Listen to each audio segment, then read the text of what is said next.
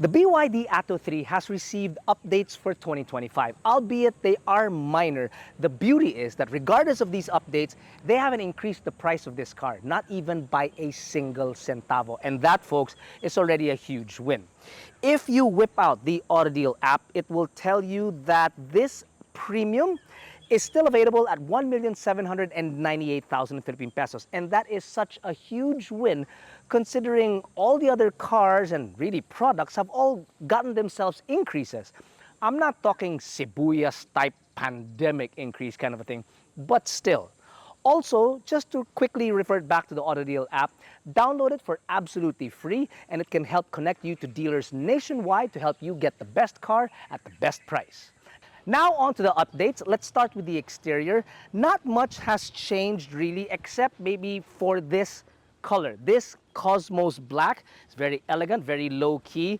Also, it has dulled down a lot of the silver accents on the outside, including here, this panel on the C-pillar. This used to be bright silver. Now, it's medyo mellow.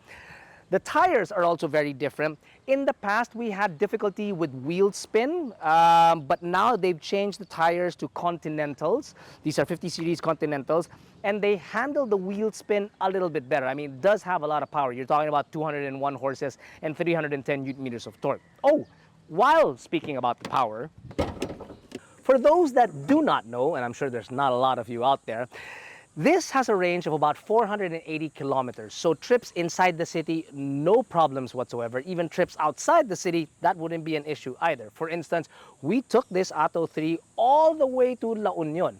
The links are somewhere down below. It was a pretty fun video. See what kind of trouble we got into. Well, it wasn't so much as the car getting into trouble as much as this idiot. Now, when it comes to charging, you do have the capability of charging it via AC, a wall box, and that will charge about 0 to 100% in 8 hours, which is great. So you can just leave it plugged in overnight and you're done. If you're in a bit of a pinch, there is DC capability so that you can charge, let's say, from 30% to 80% in just 30 minutes. And it's now more rampant than ever, like unlike before when we first drove the ATTO. Now you can find DC chargers in malls like UP Town Center and One Ayala. I wonder why Ayala is so invested on DC chargers.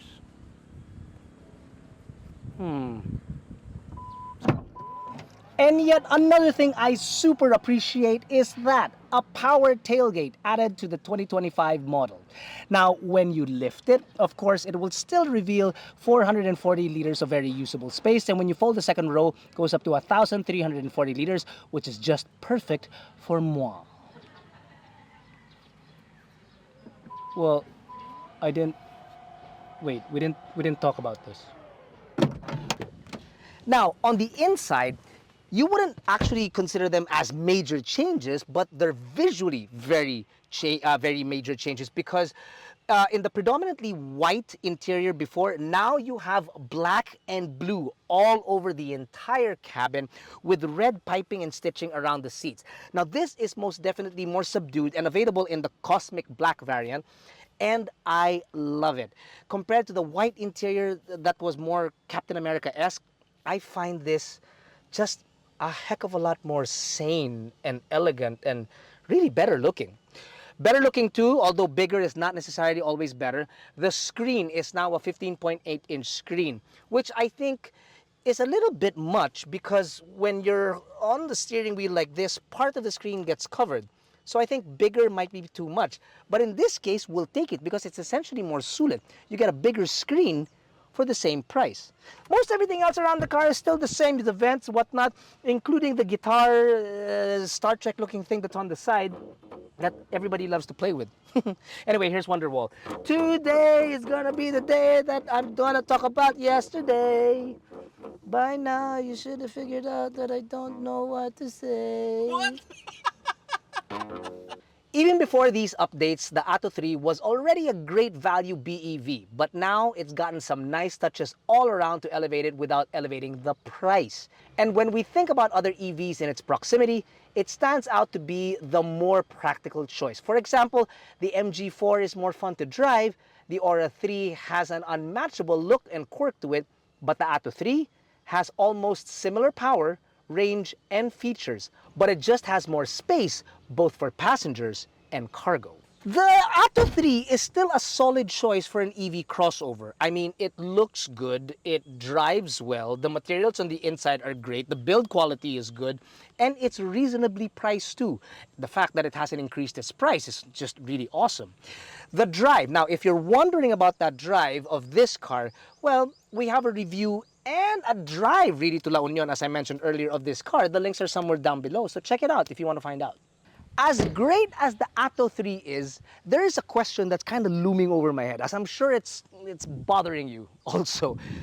Would I get an Atto 3 at 1,798,000 Philippine pesos, or would I opt rather for a Sea Lion 6 that comes in at 1.5 million Philippine pesos?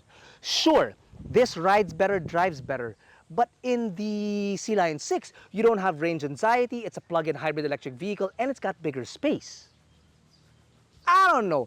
Maybe that's just too much me thinking, or maybe that is a question that we should answer on a completely separate video.